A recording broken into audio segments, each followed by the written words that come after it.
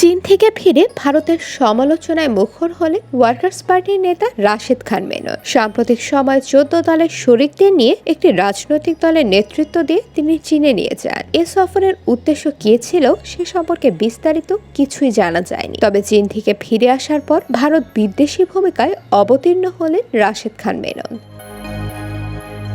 Reporters ইউনিটিতে workers party আয়োজিত অভিন্ন পানি বন্টন প্রেক্ষিত পদ্মা ও তিস্তা শীর্ষক আলোচনা সভায় রাশেদ খান মেনন গঙ্গার পানি চুক্তি ও তিস্তার পানি চুক্তি নিয়ে ভারতের তীব্র সমালোচনা করেন। এই অনুষ্ঠানে ভারতের পক্ষ থেকে যে তিস্তা মহাপরিকল্পনার জন্য অর্থায়নের প্রস্তাব দেওয়া হয়েছে তাকে জুতা মেরে গুরুদান বলে অভিহিত করেন তিনি। এছাড়াও গঙ্গার পানি চুক্তি বাস্তবায়নের লক্ষ্যে এখন মাওলানা ভাসানীর মতো ফারাক্কা মিছিল করার মতো গুরুত্ব আরোপ করেন রাশেদ খান মেনন। শুধু তাই নয়, ভারতের সঙ্গে যে অভিন্ন নদীগুলো নিয়ে তার তীব্র উদ্বেগ উৎকণ্ঠা প্রকাশ করেন। চীন দীর্ঘদিন ধরে কুড়িগ্রাম অঞ্চলে তিস্তা নদীর চারপাশে জলাধার নির্মাণের প্রস্তাব দিয়েছে। $100 কোটি এই প্রস্তাবের মূল বিষয়টি ছিল বর্ষা মৌসুমে তিস্তার পানি থেকে এই জলাধারগুলোকে ভরানো হবে এবং শুষ্ক মৌসুমে এই পানিগুলো দিয়ে শুষ্কতা কাটানো হবে। তবে ভারত এ প্রস্তাবের তীব্র বিরোধিতা করছিল। এবার ভারতের পররাষ্ট্র সচিবের ঢাকা সফরের সময় ভারত একটি তিস্তা মহাপরিকল্পনার এক বিকল্প প্রস্তাব দেয় এবং সেখানে ভারত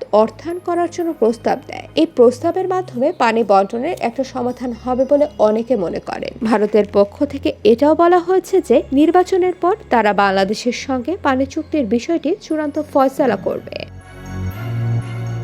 সাম্প্রতিক সময় বিশেষ করে 7 জানুয়ারির নির্বাচনের পর চীন বাংলাদেশের ব্যাপারে অনেক আগ্রাসী হয়ে গেছে। বিভিন্ন লোভনীয় বিনিয়োগ প্রস্তাব নিয়ে চীন আসছে। যদিও বাংলাদেশ এখন চীনের সঙ্গে বিনিয়োগের ব্যাপারে অত্যন্ত সতর্ক অবস্থান গ্রহণ করছে। নতুন করে বিনিয়োগের ব্যাপারে বাংলাদেশ একটু রক্ষণশীল ভূমিকায় অবতীর্ণ হয়েছে। আর এ কারণে চীন এখন বাংলাদেশ তাদের রাজনৈতিক মিত্রের সন্ধান করছে। তারা বাংলাদেশে ভারত বিরোধিতা উস্কে দিবে এবং ভারতের সমালোচনার মাধ্যমে চীনকে সামনে আনবে। চীন ক্ষমতাসীন দলের মধ্যেই এখন প্রস্তাব বিস্তার করার চেষ্টা করছে এবং ক্ষমতাসীন দলের মধ্যে যেন চীনপন্থীদের প্রভাব পারে সে চেষ্টা করছে। 14 দলের নেতাদের চীন সফরের পর এই সংবাদ সম্মেলন তারাই ইঙ্গিত বহন করে।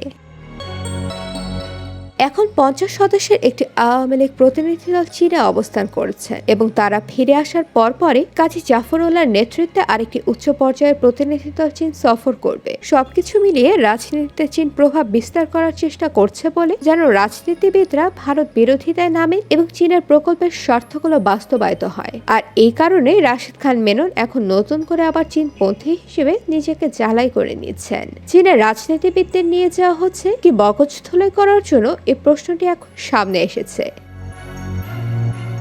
IBTV USA news desk.